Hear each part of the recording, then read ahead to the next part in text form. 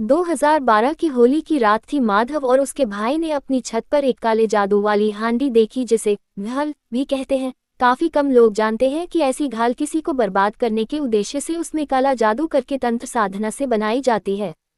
इस घाल में बहुत सारी सामग्री डाली जाती है, जैसे बलि दिए हुए जीव के मांस के टुकड़े होते हैं, 7 तरह की मिठाई होती है, 7 तरह के फल होते हैं, सिंदूर और श्रृंगार का सामान आदि होते हैं।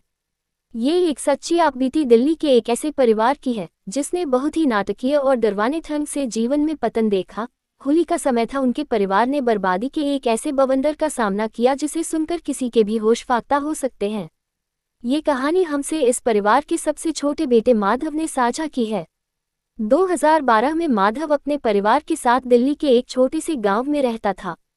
उनके परिवार में 5 सदस्य थे, माता पिता, एक बड़ी बहन, एक बड़ा भाई और एक कुत्ता भी था जो उनको गिफ्ट में मिला था। उस कुत्ते की आंखें नीली थीं। माधव के पिताजी का ट्रांसपोर्ट का काम था जो बहुत अच्छा चलता था।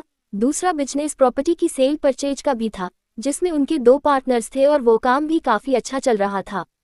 घाल उस रात माधव की छत पर टूट गई। दोनों भाइयों ने उसे अपने सामने टूटते हुए भी देखा और वो दोनों भाई बहुत डर गए और परिवार को इसके बारे में बताया, परंतु किसी ने इसको गंभीरता से नहीं लिया और बात आई गई। आपको यहाँ बताते हुए चले कि ऐसी घाल दुश्मनी निकलने के लिए परिवार के दुश्मनों के द्वारा तांत्रिक से यह घाल बनवाई जाती है।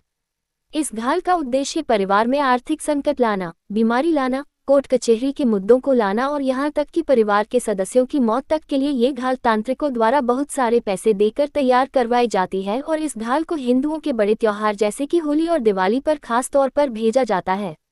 माधव के घर हर साल सावन में उनके पूजा वाले कमरे में, जहां जमीन पर शिवलिंग था और दीवार पर बनी दराज में हनुमान जी की पीतल की मूर्ति थी, वहां हर साल सावन के महीने में सांप निकला करते थे। हर साल सावन में सांप निकलते और माधव और उसका भाई उनको सुरक्षित तरह से पकड़कर बिना किसी सांप को नुकसान पहुंचाए जंगल में छोड़ आते, पर इस बार ऐसा नहीं हुआ। इस बार जब सांप निकले तो माधव के परिवार ने हमेशा की तरह सांपों को पकड़ने की कोशिश की, पर एक सांप इस बार मर गया, जो कि पूरे परिवार को बहुत बुरा लगा। पर इस बात को भी उन्होंने जाने दिया, मगर उनको नहीं पता था कि ये कोई साधारण बात नहीं थी, बल्कि बुरे वक्त की दबे पाव आहट थी। बिना किसी से पूछे और बताए बुरा वक्त घर की चौखट लांघ चुका था और अब जीवन में भूचाल आने वाला था। एक दिन अचानक ही बिना किसी भूकंप के घर पर रखी हनुमान जी की पीतल की मूर्ति शिवलिंग पर जा गिरी। मूर्ति तो खंडित हो ही गई, साथ में शिवलिंग में भी दरार आ गई। ये एक और बड़ा संकेत था कि अब बर्बादी इस घर से दूर नहीं है। माधव के परिवार के पास अपनी 6 गाड़ियां थीं, जिसमें से 4 ट्रक थे और 2 कारें थीं। इन बताए हादसों के बाद वो सभी गाड़ियां अगले 2 महीनों में या तो बिक गई या फिर गुंडों द्वारा कब्जा कर ली गई और फिर उनमें से कोई भी गाड़ी माधव के परिवार के पास कभी वापस नहीं आई।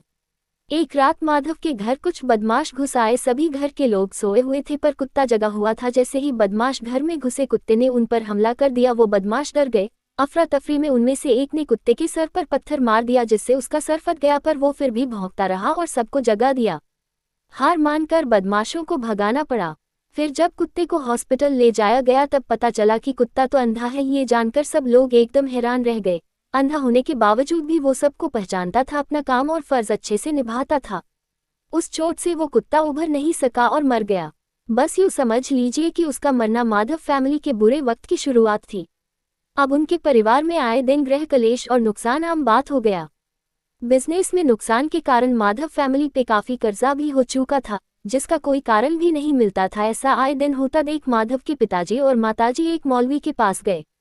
उस मौलवी ने उनका इलाज करने के लिए कहा और उनको एक मिट्टी का मटका दिया। साथ ही कहा कि अगर कोई उनके घर लड़ाई करने या पैसा मांगने आए तो उसको उस मटके का पानी पिला देना है और वो बिना झगड़ा किए और बिना पैसे मांगे वहां से वापस चल जाएगा। पर साथ में एक बात का विशेष ध्यान रखने को कहा कि ये मिट्टी का मटका कभी खाली नहीं होना चाहिए, जिससे उसकी शक्ति बनी रहे, और अगर ये मटका खाली हुआ तो इसकी सारी शक्ति खत्म हो जाएगी और फिर ये किसी काम का नहीं रहेगा।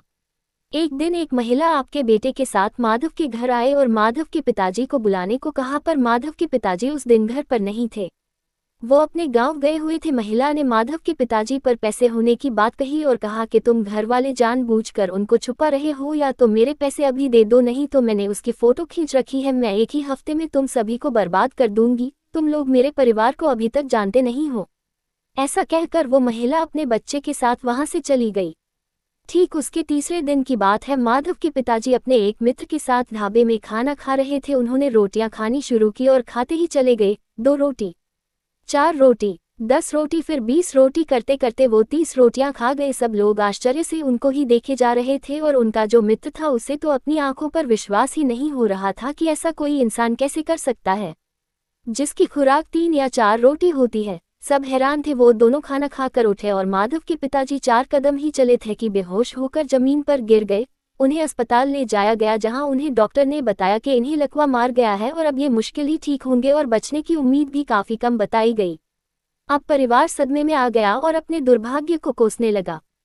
फिर किसी के कहने पर माधव की माताजी एक मौलवी के पास गई। ये मौलवी उस पुराने मौलवी से अलग था और मदद के लिए उनसे गुहार लगाई। मौलवी बहुत पहुंचा हुआ था। मौलवी ने उन्हें जरा सा पानी मंत्र पढ़ कर दिया और बोला, इसको अपने पति को पिला देना और सब ठीक हो जाएगा। पैसे का पूछने पर मौलवी ने किसी पैसे की बात नहीं की और कहा कि जो ठीक लगे दरगाह में चढ़ा देना। जब माधव के पिताजी को वो पानी पिलाया गया तब उन पर उस मंत्र वाले पानी का चमत्कारी प्रभाव पड़ा और वो एकदम से ठीक होकर खड़े हो गए। एक बार को तो सब सन रह गए, पर खुशी इतनी थी कि सब भूलकर मौलवी को दुआएं देने लग। अब जब मौलवी को बताया गया कि आपका दिया पानी इतना असरदार था और सब एकदम ठीक हो गया तो उसने 30,000 रुपये की मांग कर डाली। मगर परिवार की आर्थिक स्थिति इतनी खराब थी कि परिवार ये रकम जुटाने में सक्षम नहीं था।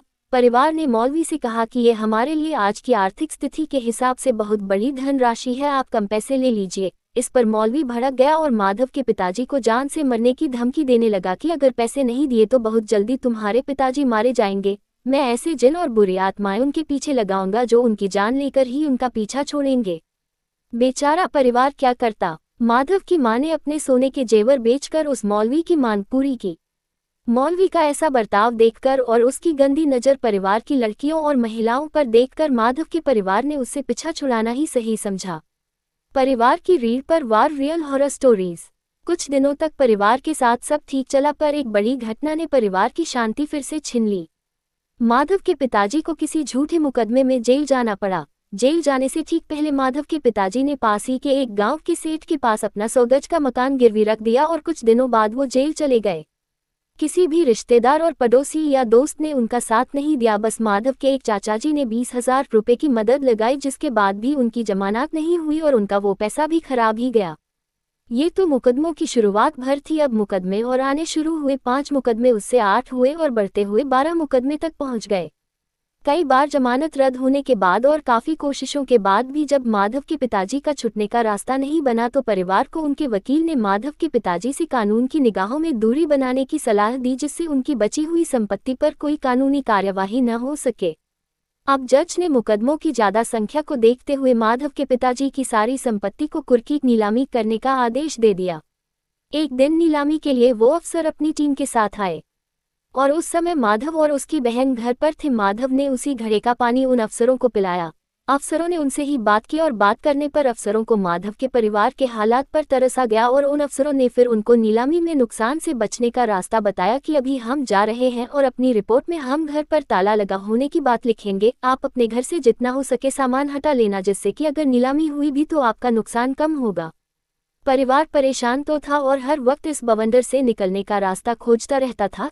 इसी कोशिश में उनको अपने पुराने मौलवी जिसने उनको घड़ा दिया था उसकी याद आई और उस पुराने मौलवी के पास जाकर अपनी सारी दुख भरी दास्तान उसको सुना दी। साथ ही नीलामी की बात भी मौलवी से करी। इस पर मौलवी ने कहा कि अब जब भी कोई नीलामी अफसर तुम्हारे घर आए तो मुझे बस फ़ोन कॉल कर देना, बाकी मैं देख लूँगा। ऐसे 3 नीलामी अफसर उनके घर आए। जैसे ही वो आते तो परिवार मौलवी को फ़ोन कर देता और वो बस घर पर बैठकर पानी पीकर और सलाह देकर चले जाते। अब ऐसा करते करते परिवार नीलामी से पूरी तरह बच गया। अब वो सेठ जिसके पास माधव के पिताजी ने घर गिरवी रखा था, उसने घर आकर परिवार पर पैसे देने या घर बेचने का दबाव बनाना और धमकी देना शुरू कर दिया। सेठ और पुराना मौलवी दोनों एक ही गांव के थे, तो अब सेठ ने पुराने मौलवी को परिवार का साथ देने से मना कर दिया। अब जब परिवार अकेला पड़ गया तो सेठ ने कुछ गुंडों को लेकर माधव के घर में घुसकर बंदूक की नोक पर आधा घर यानी कि 50 गज अपने नाम करा लिया और बाकी का 50 गज परिवार के पास छोड़ दिया। और वो भी घर का वो हिस्सा छोड़ा जिसमें ना तो रसोई थी, ना बाथरूम और ना ही टॉयलेट था। परिवार के पास बचे हुए हिस्से में ये सब बनवाने के पैसे भी नहीं थे। तब उन्होंने मकान को बेच दिया और उसी कॉलोनी में उन्हीं पैसे से एक छोटा सा मकान ले लिया। होली का समय था और फिर से कुछ टोटका माधव के नए घर के बाहर किया गया। माधव का पैर उस टोटके पर आ गया जिससे कि माधव और उसकी मम्मी की तबीयत एकदम से खराब हो गई और घर में भी जबरदस्त कलेश रहने लगा। एक हफ्ते तक घर में खाना नहीं बना। जब भी कुछ करने जाते तो माधव के भाई या बहन या माताजी का आपस में झगड़ा हो जाता और घर से सभी लोग बाहर निकलने की सोचते। घर में कोई रुकना ही नहीं चाहता था। जैसे तैसे ये हफ्ता गुजरा, सबने कुछ हल्का फुल्का खाकर और चाय पीकर ही काम चलाया। फिर एक हफ्ते बाद माधव और उसकी माताजी अपने पुराने मौलवी के पास जा पहुंचे और सब उनको इस टोटके के बारे में, गृह कलेश और बाकी परेशानियों के बारे में बता डाला। मौलवी ने अपनी तंत्र साधना से उनको बताया, किसी ने आपके परिवार पर बहुत बड़ी तंत्र क्रिया की हुई है और माधव पर इस समय भी उस क्रिया का प्रकोप है, और अगर ऐसा है तो अभी इसी समय माधव को उल्टी आ जाएगी। और जैसे कि मौलवी ने कहा था, माधव को उसी समय उल्टी आई। उसने कुछ खास खाया हुए भी नहीं था, उसके बावजूद भी माधव को बहुत मात्रा में उल्टी हुई और माधव का रोना 30-40 मिनट तक बंद नहीं हुआ। इसी बात पर मौलवी को बहुत गुस्सा आया। परिवार के हाल तो वो जानता ही था और साथ में इतने छोटे बच्चे को भी तंत्र क्रिया करने वालों ने नहीं छोड़ा। इस पर मौलवी का गुस्सा बिफर गया और उसने परिवार का साथ बिना किसी लालच और पैसे के देने का मन बना लिया। अब ऐसा होने लगा, वहाँ के टोना टोटका और तंत्र क्रिया करने वाले अपनी नई नई क्रियाएं करते रहते हैं और यहाँ से मौलवी उनको काटता रहता। क्रिया होने से घर में आराम और शांति भंग हो जाती और मौलवी के इलाज से कुछ दिनों तक शांति और आराम रहता।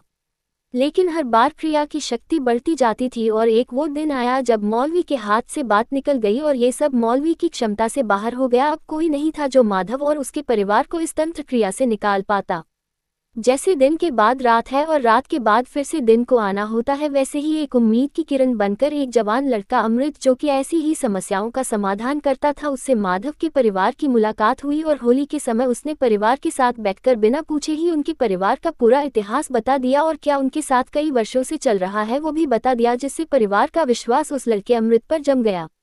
अब परिवार ने अमृत से उनको इस दुख सागर से निकालने की गुहार लगाई, पर उसने कहा कि मैं इतना बड़ा काम नहीं कर सकता और आपको अगर इसका स्थायी उपचार कराना है तो मेरे से कहीं ज्यादा काबिल मेरे गुरु हैं और आप कहो तो मैं आपको उनसे मिलवा देता हूँ। अमृत के गुरु, जिनका नाम रमन था, अमृत ने परिवार को रमन से मिलवा दिया।